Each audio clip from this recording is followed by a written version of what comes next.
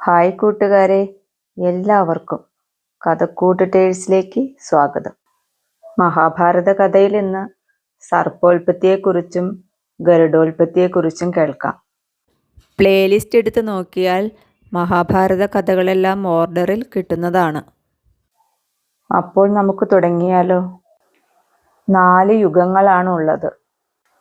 കൃതയുഗം, ത്രേതായുഗം, ദ്വാപരയുഗം, കലിയുഗം. പണ്ട് കൃതയുഗത്തിൽ ബ്രഹ്മാവിൻ്റെ മാനസപുത്രന്മാരിൽ ഒരാളായ ദക്ഷ പ്രജാപതിക്ക് 2 പുത്രിമാരുണ്ടായി. സുന്ദരികളായ കദ്രുവും വിനതയും. മുതിർന്നപ്പോൾ അവരിരുവരെയും കശ്യപ മഹർഷി വിവാഹം ചെയ്തു. അവരുടെ പരിചരണത്തിൽ മഹർഷി വളരെ സംതൃപ്തനായി. അദ്ദേഹം അവരോട് ഓരോ വരങ്ങൾ ചോദിക്കുവാൻ ആവശ്യപ്പെട്ടു. ആഹ്ലാദം തിങ്ങിയ മനസ്സോടെ കദ്രു തനിക്ക് 1000 പുത്രന്മാരെ നൽകിയാലും എന്ന് മഹർഷിയോട് അഭ്യർത്ഥിച്ചു. വിനതയാകട്ടെ വിനയത്തോടെ കദ്രുവിൻ്റെ മക്കളെക്കാൾ തേജസ്വികളായ 2 പുത്രന്മാരെ തനിക്ക് തന്നരുളിയാലും എന്ന് അപേക്ഷിച്ചു. കുറച്ചു കാലം കഴിഞ്ഞു. ഇരുവരും ഗർഭം ധരിച്ചു. കദ്രു 1000 മുട്ടകളാണ് പ്രസവിച്ചത്. വിനതയാകട്ടെ 2 മുട്ടകളും. ആ മുട്ടകൾ ചൂടുള്ള കുടങ്ങൾക്കുള്ളിലാക്കി പരിപാലിച്ചു പോന്നു. 500 വർഷങ്ങൾ അങ്ങനെ നീങ്ങി. 500-ാം വർഷം തികഞ്ഞപ്പോൾ കദ്രുവിൻ്റെ മുട്ടകളെല്ലാം വിരിഞ്ഞ് 1000 നാഗങ്ങൾ പുറത്തു വന്നു. വിനതയുടെ മുട്ടകളൊന്നും വിരിഞ്ഞില്ല. കുറെ കാലം കാത്തിട്ടും മുട്ടകളൊന്നും വിരിഞ്ഞില്ല. വിനത അക്ഷമ കൊണ്ട് അതിലൊരു മുട്ട കുറച്ചൊന്ന് പൊട്ടിച്ചു നോക്കി. ആ മുട്ടയിൽ നിന്നും ഒരു ദിവ്യകുമാരൻ പുറത്തിറങ്ങി. ഉടലിന് മേൽപകുതി പൂർണ്ണരൂപം പ്രാപിച്ചതും കീഴ്പകുതി വ്യക്തമാകാത്തതുമായിരുന്നു. ആ കുഞ്ഞ് കോപത്തോടെ അമ്മയെ നോക്കി ശപിച്ചു.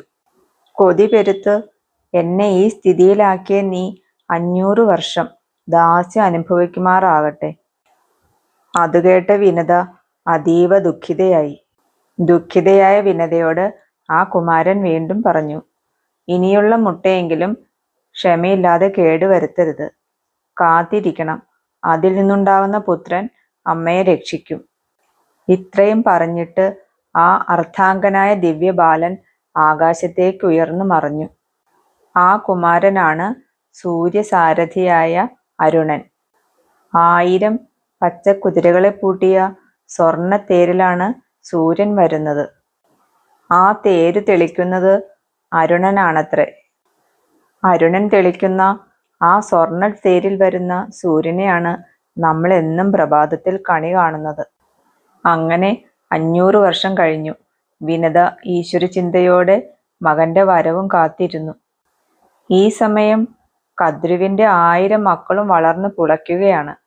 അങ്ങനെയിരിക്കെ ഒരു പ്രഭാതത്തിൽ ആ മുട്ടയും പൊട്ടിപ്പിളർന്നു.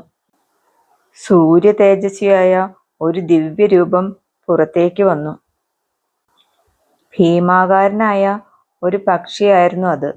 ദിക്കുകൾ മറയ്ക്കുന്ന കൂറ്റൻ ചിറകുകൾ വിടർത്തി ആ പക്ഷി ആകാശത്തേക്ക് പറന്നുയർന്നു. അദ്ദേഹമാണ് മഹാനായ ഗരുഡൻ. മഹാവിഷ്ണുവിൻ്റെ വാഹനമാണ് ഗരുഡൻ. സർപ്പങ്ങളുടെയും ഗരുഡൻ്റെയും ജനനത്തെക്കുറിച്ചാണ് നമ്മൾ കേട്ടത്. കൂട്ടുകാരെ, നിങ്ങൾക്ക് ഈ കഥ ഇഷ്ടമായോ? ഇഷ്ടമായെങ്കിൽ ഒരു ലൈക്ക് തരണം കേട്ടോ. ഇനി അടുത്ത കഥയുമായി വരുന്നത് വരെ ബൈ.